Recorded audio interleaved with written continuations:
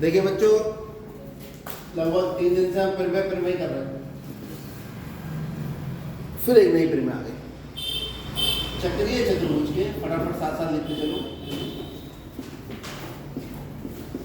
चतुर्भुज के सम्मुख कोण,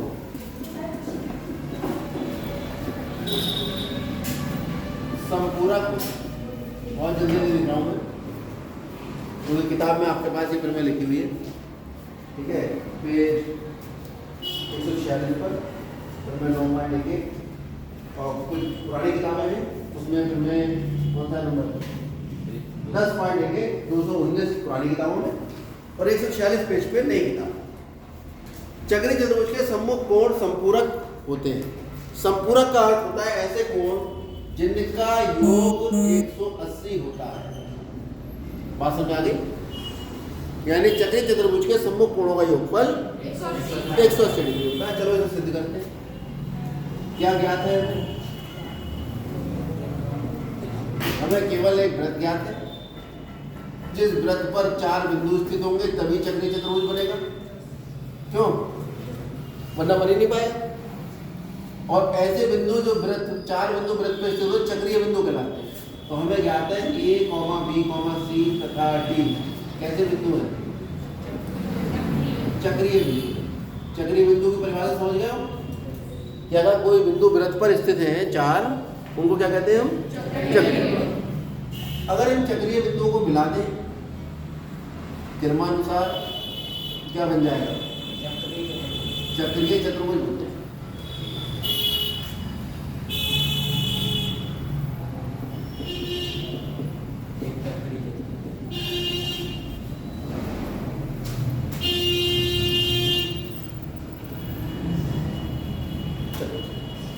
क्या सिद्ध करना है?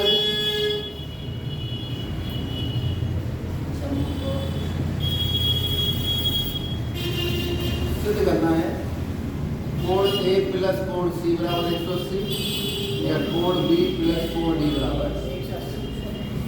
या तो इन दोनों कोणों का योग आपने सामने सम्मुख 180 या इन दोनों का योग 180, तभी इन्हें संपूरक कहते हैं। ये कोण ये वृत्त का केंद्र तो कहीं ना कहीं हो गई। ये वृत्त का केंद्र नहीं है, थोड़ा इधर जा रहा है, यहाँ ले। ये वृत्त का केंद्र, इस वृत्त के केंद्र को A और C से मिला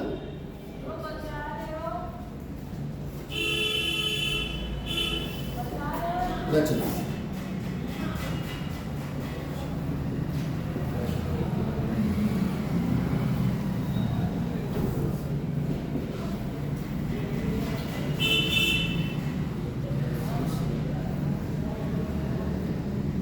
A और C से मिला दिया।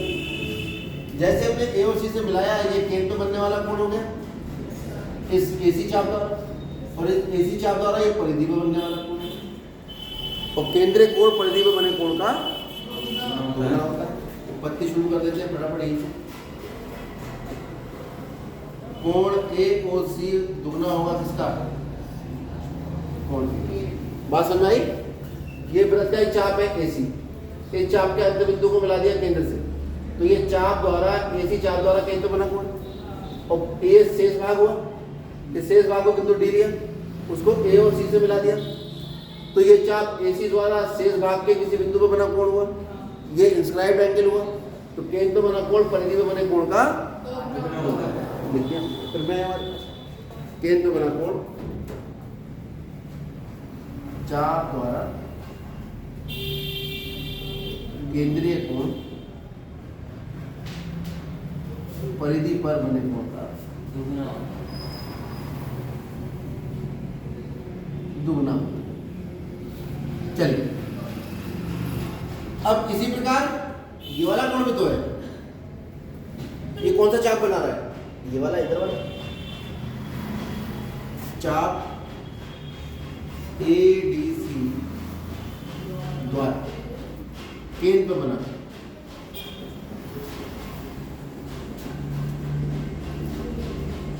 तो चाप ABC जो है ADC, ये केंद्र कौन सा कोण बना रहा है? ये वाला। और ये कोण कब बना है? ये बना है चाप ABC द्वारा।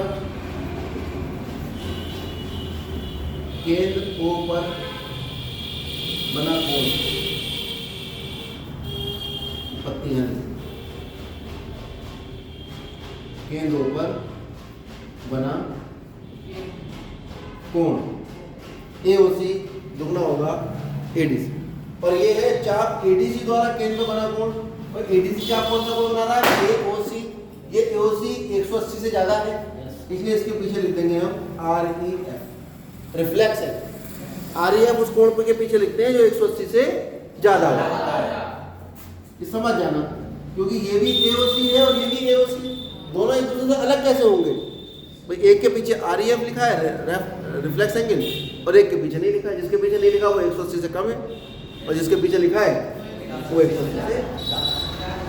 ये किसका दुगना हो जाएगा? ये शेष भाग को ये कोण बन रहा है भाई, ADC चाप का शेष भाग ये हुआ वृत्त का, इसमें बिंदु B है, ये हो जाएगा दुगना कोण ABC का। अब कोई कोण और उसके रिफ्लेक्स बृहद कोण दोनों का योग कितना होता है? ये तो एक बिंदु पे बना कोण हुआ, कोण हुआ, तो दोनों का योग कितना होगा इनका? 360 होगा, क्योंकि कोण AOC प्लस रिफ्लेक्स ऑफ कोण AOC बराबर कितना होगा? 360। AOC कोण कितना था? दुगना कोण ADC, और रिफ्लेक्स ऑफ AOC कितना था? दुगना कोण ABC। आप देखो रिफ्लेक्स दुगना ADC और AOC है दुगना ADC, बराबर कितना? 2 कॉमन ले लो,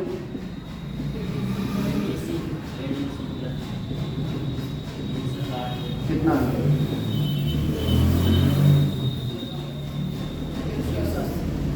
यही तो सिद्ध करना था, यही तो सिद्ध करना था। इसको लिख सकते हो कोण D और ये है कोण B बराबर 180। इसी प्रकार हम सिद्ध कर सकते हैं कोण A प्लस कोण C बराबर 180। ये सिद्ध करते हैं। इसके आगे एक और प्रमेय लिखिए 9.11। इसको मैं सिद्ध नहीं करवा रहा हूँ, वैसे तो ये भी किताब में सिद्ध नहीं दे रखी, मैं नहीं करवाई है। 9.11 भी मैं समझा देता हूँ। नंबर इसलिए लिख रहा हूँ कि आपकी किताब में अलग है, पुरानी किताबों में, और नई किताब में अलग नंबर है, तो हो जाओ कंफ्यूज, इसलिए खाली प्रमेय लिखो। किसी चतुर्भुज के सम्मुख कोणों का योग 180 हो जाए, यानी अगर मेरे पास कोई चतुर्भुज है, उस चतुर्भुज के सम्मुख कोणों का योग कितना आ जाए? तो उस चतुर्भुज के जो ये 4 बिंदु हैं, शीर्ष हैं, ये चक्रीय होंगे, यानी इनसे होकर एक वृत्त का निर्माण किया जा सकता है। ठीक है, यदि चतुर्भुज के सम्मुख कोण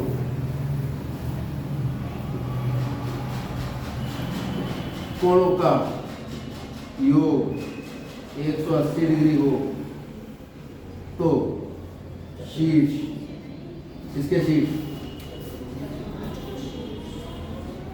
चतुर्भुज के शीर्ष कैसे होते हैं? चक्रीय होते हैं। इसकी भी जरूरत हमें सवालों में पड़ेगी, सारी प्रमेय पूरी हो चुकी। मैं एक बार फिर से रिवीजन ले रहा हूँ प्रमेय का, क्योंकि सवाल मैं कल ही हल करवाऊंगा जब आप सारी प्रमेय बहुत ध्यान से पढ़ लेंगे।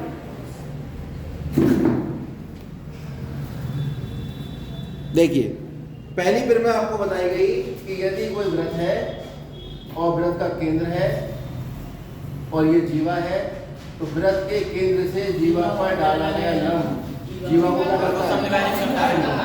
खाली इशारों में बात होगी।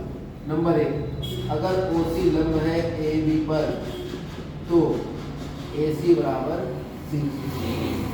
नंबर 2 प्रमेय आपको बताई गई कि यदि हमारे पास एक वृत्त का केंद्र है और ये मध्य बिंदु है, इससे इधर मिलाओगे केंद्र को, तो ये इस पर लंब है। यानी हमें पता है यदि AC बराबर CB, तो OC लंब होगा इस पर AB पर।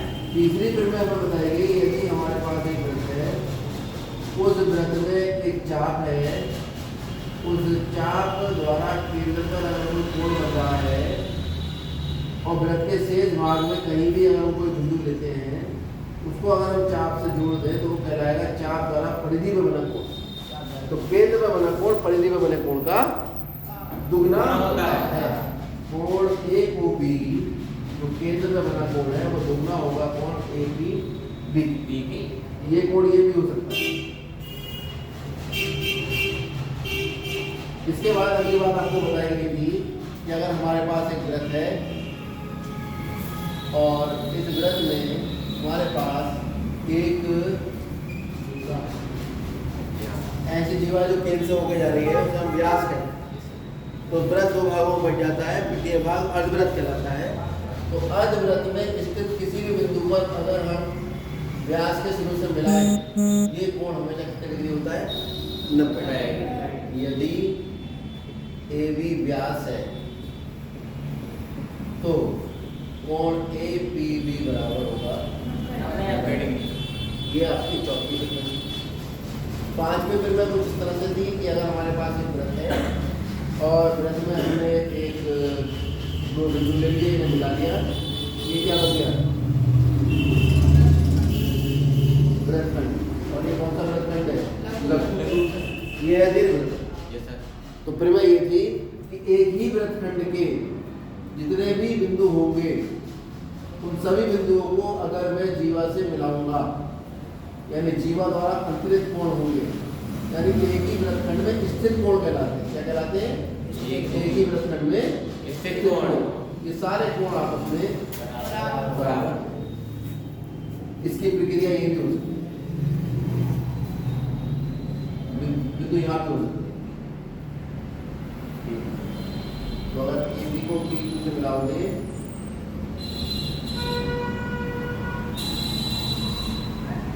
ये वाला कोण इसके बराबर, ठीक है? ये आ गया आपका। इसके बाद हमारी छठी फ्रीक्वेंसी आएगी। क्या हो नहीं आ रहा?